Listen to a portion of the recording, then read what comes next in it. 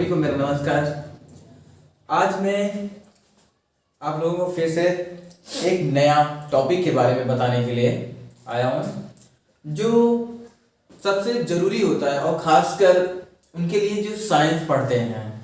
बहुत से लोग, जो बहुत से स्टूडेंट हैं, बहुत से परीक्षार्थी हैं, वो लोग डाउट में रहते हैं कि सच में जीव विज्ञान है क्या चीज़। बहुत से लोग असल में सब्जेक्ट तो ले लेते हैं जीव विज्ञान का, लेकिन उनको पता नहीं रहता है कि जीव विज्ञान का असल मकसद क्या होता है और जीव विज्ञान की शुरुआत कब और कैसे, कौन करता है और क्यों करता है, इन सब के पीछे का मकसद क्या होता है उनको नहीं पता रहता है। तो आज हम यही बताने के लिए आप लोगों के सामने आए हैं। तो देखिए, आज मैंने जो सबसे पहले क्वेश्चन उठाया है वह है जीव विज्ञान क्या है।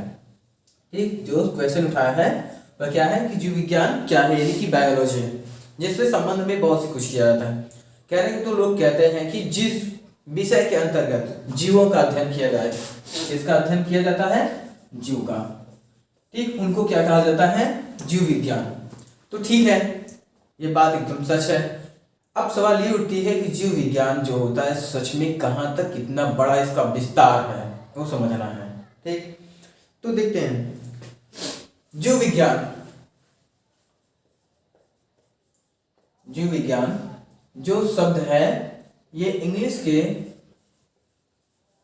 वर्ड में बायोलॉजी कहा जाता है।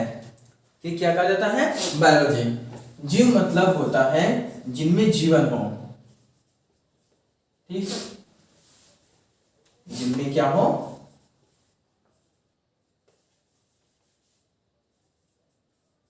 जीवन हो, ठीक। अब उसके बाद विज्ञान।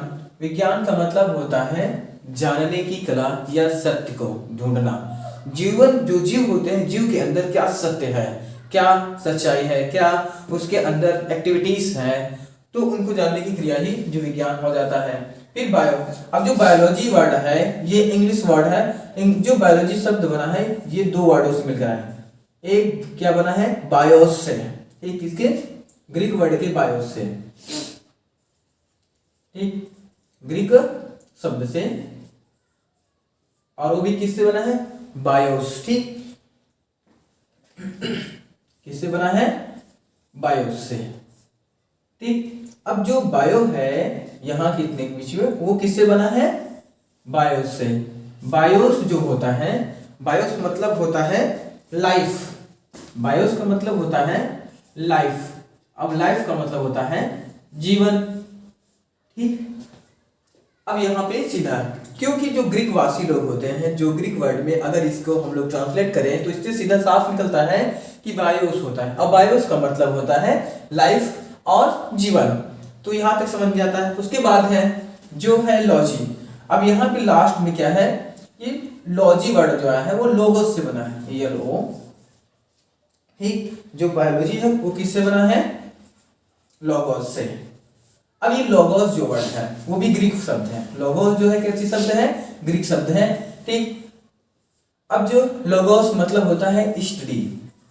क्या होता है, स्टडी। स्टडी मतलब तो आप लोग जानते ही हैं, अध्ययन करना, यानी कि इसका हिंदी, ठीक, अध्ययन, ठीक, जीवन का अध्ययन करना। किसका अध्ययन करना, जीवन। अगर इसका हम शाब्दिक अर्थ समझें तो जीवन का अध्ययन करना, ठीक, यही है बायोलॉजी। अब इसके बाद आता है बात, फिर जो जीव विज्ञान शब्द है इसको किया, इसकी मतलब जीव विज्ञान शब्द देते कौन है, ठीक, जो जीव विज्ञान, ठीक, जीव विज्ञान शब्द ये अक्सर होता है। क्योंकि जैसे एक बच्चा पैदा होता है, जब तो बच्चा पैदा होता है तो उसका एक समय, एक ऐसी अवस्था आती है कि उसका नामकरण किया जाता है, यानी कि नाम रखा जाता है। चाहे मम्मी रखे, चाहे पापा रखें, चाहे मामा मामी, नाना नानी, चाचा चाची, कोई भी जो भी सदस्य हो, वो क्या करते हैं अपनी इच्छा अनुसार जो भी नाम उसको फिट होता है, जो भी अच्छा लगता है वो नाम रख देता है। क्योंकि उसको पहचान के लिए, बिन अगर उसका नाम न रखी जाए तो उसकी कोई पहचान नहीं मिल पाती, इसलिए क्या होता है कि इसका पहचान भी देना बहुत जरूरी था। तो कुछ साइंटिस्टों ने क्या किया, इसका नाम दिया बायोलॉजी, तो अब जो इसकी शब्द जो विज्ञान जो शब्द आती है यानी कि बायोलॉजी, ठीक। अब बायोलॉजी शब्द वैज्ञानिक, ठीक। कौन? वैज्ञानिक लैमार्क। कौन आते हैं? वैज्ञानिक लैमार्क होते हैं, ठीक। ये रहते हैं कहाँ के? फ्रांस के। कहाँ के रहने वाले हैं? फ्रांस देश के। और उसके बाद और फिर आते हैं ट्रैविनेरस, ठीक। अब ये जो वैज्ञानिक ट्रैविनेरस हैं ये हैं जर्मनी के हैं। ये कहाँ पे हैं? जर्मनी, ठीक। ये दो देश के। एक जो बायोलॉजी शब्द होता है वो कौन देता है? वैज्ञानिक लैमार्क जो फ्रांस देश के रहने वाले थे, और उसके बाद ट्रैविनेरस हैं जो जर्मनी देश के रहने वाले थे। इन दोनों ने क्या किया था? मिल करके सन 1802 में यानी 82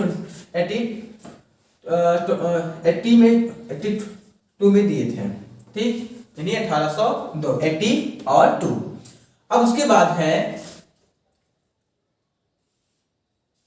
फिर यहाँ पे जो होता है बायोलॉजी शब्द रख देते हैं लैमार्क और ट्रैविनेरस ने। फिर उसके बाद ये आती है कि इसकी शुरुआत कहाँ से होती है, कैसे होती है।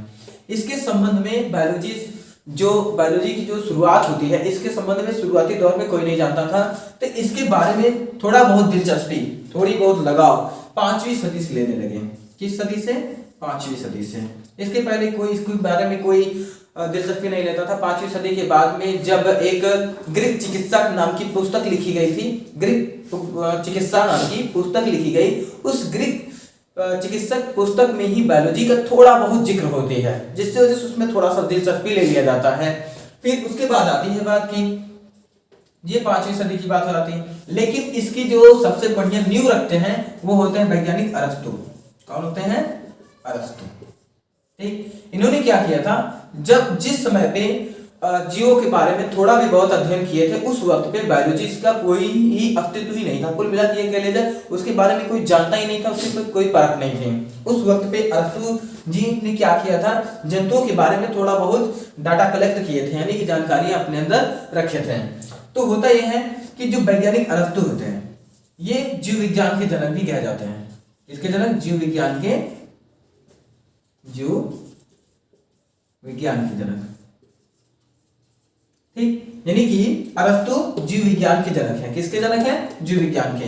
अब उसके बाद आती है जीव विज्ञान के शाखा यानी भाग। अब जो जीव विज्ञान होता है, जीव विज्ञान को 2 भागों में बांटा गया। कितने भाग में? 2 भाग में। अब इनमें जो जीव विज्ञान का 2 भाग है, तो पहला है इसका, ठीक, वनस्पत विज्ञान, वनस्पत विज्ञान, जिसको इंग्लिश वर्ड में बॉटनी कहा जाता है, BOTANY हो गया, ठीक। अब उसके बाद आता है दूसरा जो होता है जंतु विज्ञान, जंतु विज्ञान, ठीक। अब इसको क्या कहते हैं इंग्लिश में? जूलॉजी, ठीक। इसको इंग्लिश में कहा जाता है जूलॉजी।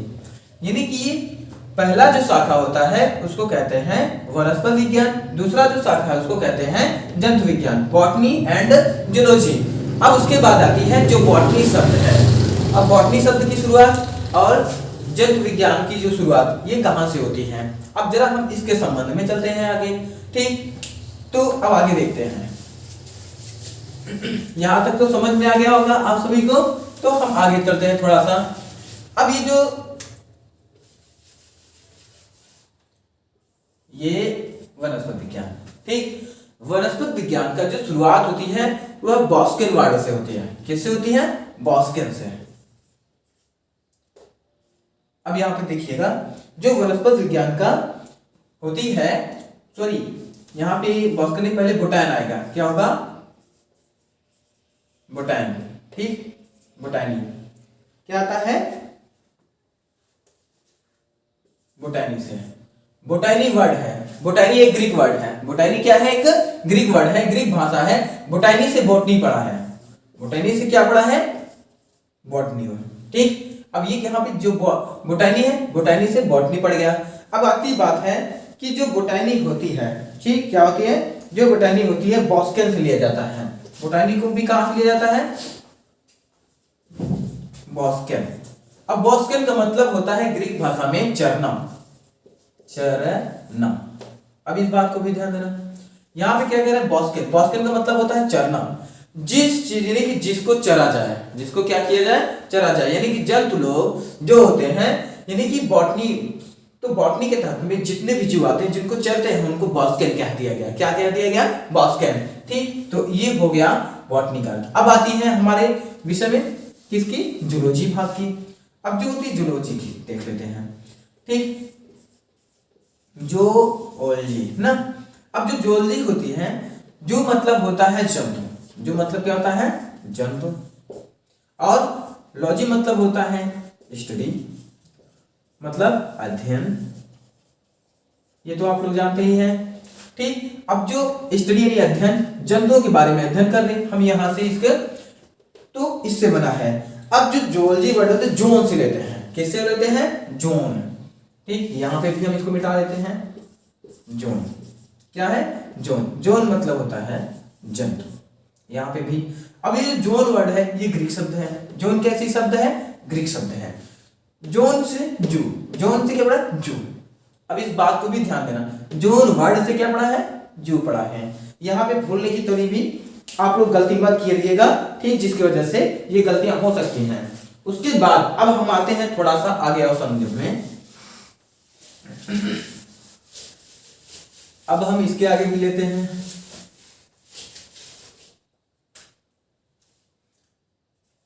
जंतु विज्ञान में ना। जंतु विज्ञान का जनक जो होता है, जंतु विज्ञान का जनक किसे कहा जाता है, अरस्तु को। किसको कहते हैं, अरस्तु। इसको इंग्लिश में एरिस्टोटल कहते हैं। क्या कहते हैं, एरिस्टोटल। इंग्लिश में इनको एरिस्टोटल के नाम से जाना जाता है।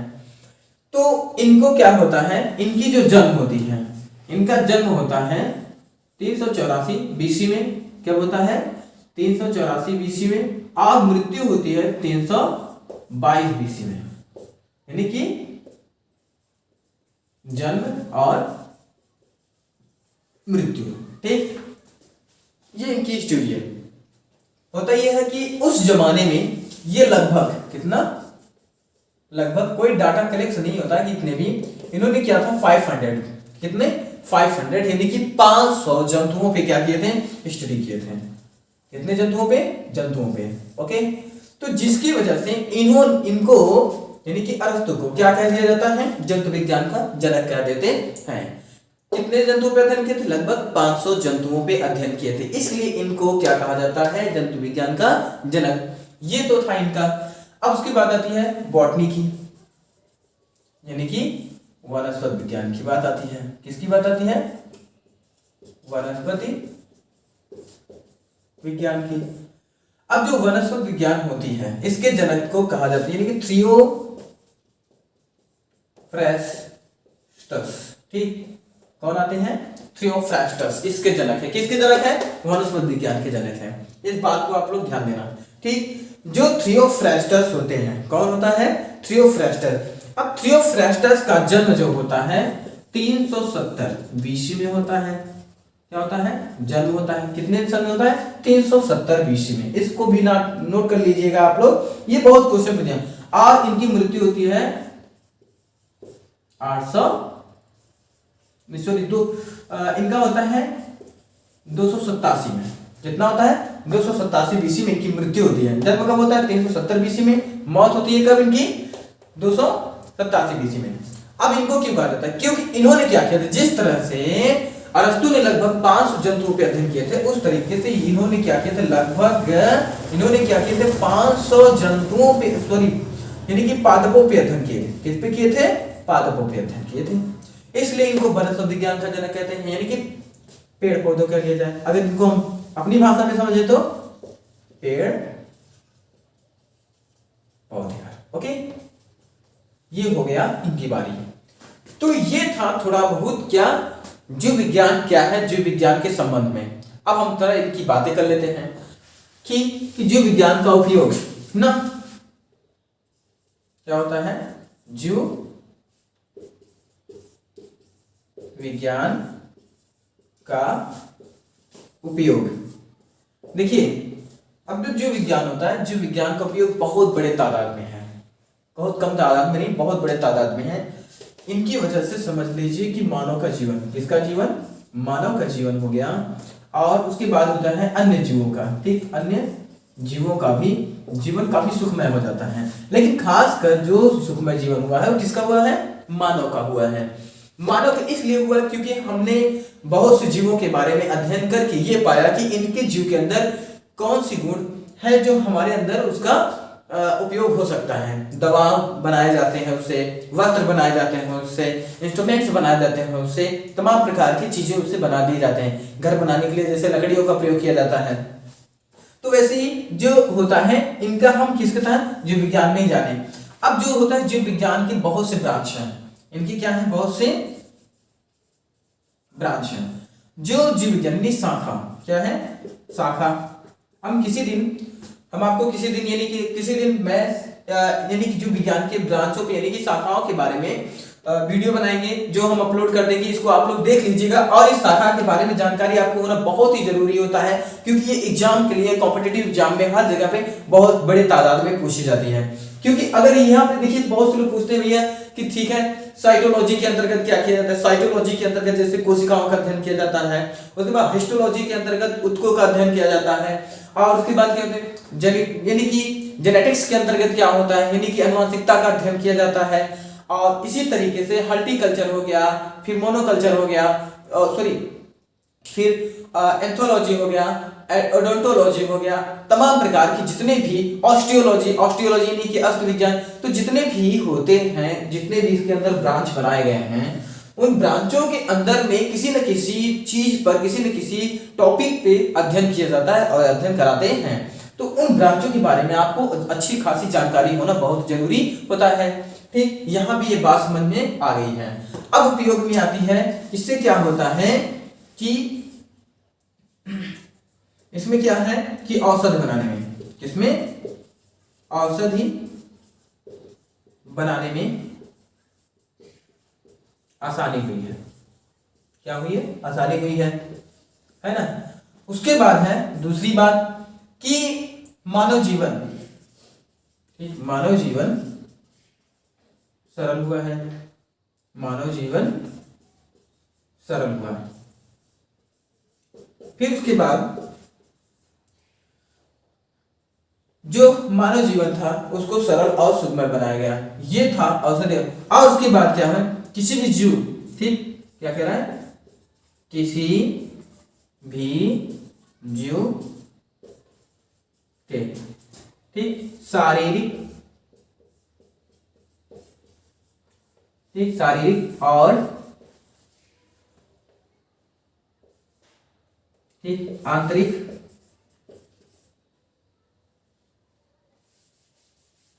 शारीरिक और व्यवहारिक ठीक, व्यवहारिक जानकारी में आसानी, ठीक,